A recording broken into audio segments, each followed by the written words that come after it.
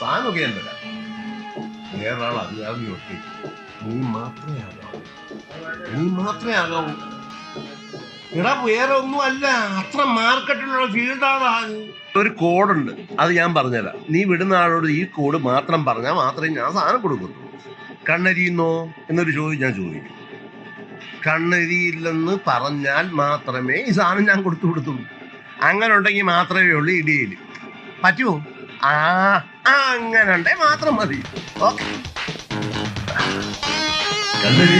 അങ്ങനെയില്ല. സാധനം തരാം, ചോദിച്ചോ. വളരെ ഒന്നുകൂടെ മാത്രം.